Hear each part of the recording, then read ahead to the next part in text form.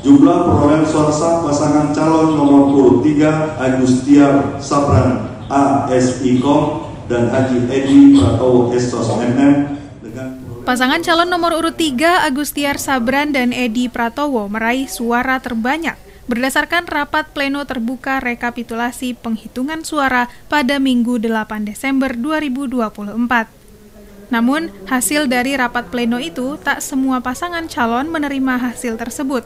Salah satunya adanya protes dari Direktorat Saksi Pasangan Calon nomor urut 2. Pertama tadi kan kita ngecek dari hasil C hasil ya, dari C hasil yang memang dikumpulkan oleh saksi. Kemudian kita tracking C hasil yang memang diupload sama KPU.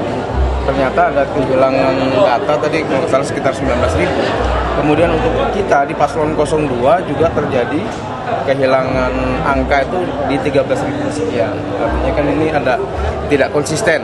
Kalau mau dirujuk datanya KPU sendiri, sementara kita ngambilnya kan dari KPU tuh yang diupload dan ada kehilangan.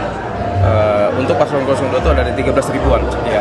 Kalau totalnya itu 19.000. Bahkan memang beberapa ada paslon 1 juga ada kehilangan suara dan paslon 4 juga kehilangan suara. Ini yang memberatkan buat kita lah. Kalau penggelembungan suara sih kita tidak melihat ya. Justru itu ada kehilangan gitu loh. Maka juga ada beberapa TPS yang tingkat partisipasinya tinggi. Misalnya DPT-nya di 600, ada yang memilih sampai 500 sekian. Ternyata koreksinya itu hanya di situ saja. Sesuai dengan tidak ada cross check dari C hasil segala macam, hanya kemudian dialihkan. Makanya ada plano di TPS 28. Teman-teman kalau lihat itu coretannya luar biasa itu. Seperti kayak di anak-anak lah. Itu juga sebenarnya menunjukkan apakah ini ketidakmampuan dari KPPS, di PPK dan sebagainya, kita kurang tahu. Dan tadi juga bayangkan ada 171.000 C6 atau undangan yang kemudian penjelasan dari KPU itu ditarik. Nah ini kan juga menunjukkan, mudah-mudahan ini juga menjadi perhatian terutama bagi Bawaslu. Ini soal kinerja. Mengingat C6 itu aneh kalau kemudian alamatnya pindah. Kemudian meninggal sebanyak itu juga mustahil. Sementara proses ini baru saja kita lalui di bulan Februari, Pileg. Ya kan? Dan artinya kan tidak terlalu lama loh.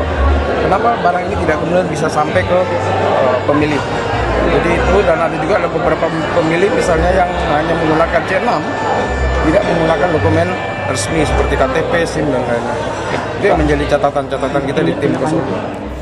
Moses menyampaikan koreksi pada rekapitulasi hasil penghitungan suara di beberapa daerah. Moses mengatakan proses selanjutnya akan diserahkan kepada bagian hukum.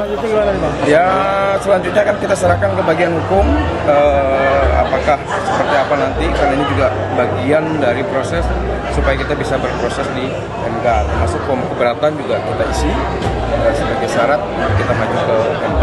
Artinya paslon nomor 2 menolak untuk kedatangan dia. Kita akan tolak untuk hasil itu supaya juga nggak mungkin nanti kita ngugat ke MK tapi kita setuju dengan proses ini, maka kita nyatakan kita menolak. Selanjutnya paslon 02 akan menggugat sengketa pilkada ini ke Mahkamah Konstitusi. Menyikapi itu, Ketua KPU Kalteng Sastriadi menyampaikan merupakan hak saksi 02 untuk menyampaikan koreksi dan catatan. Kalau ada keberatan, ada protes, ada keberatan selama itu relevan ya dengan urusan ini ya, monggo. Ini forumnya. Nah, jadi protesnya itu nggak usah di mana-mana. Ya memang di sini forumnya. Orang mau debat, mau apa itu yang boleh silakan. Sepanjang itu relevannya. KPU sendiri akan seperti maksudnya untuk yang di provinsi ya? Ya, di provinsi. Itu kan kita tugasnya penyelenggaraan pemilu pilkada, kemudian bagaimana itu kan hak dari paslon, dari bapaknya. Yang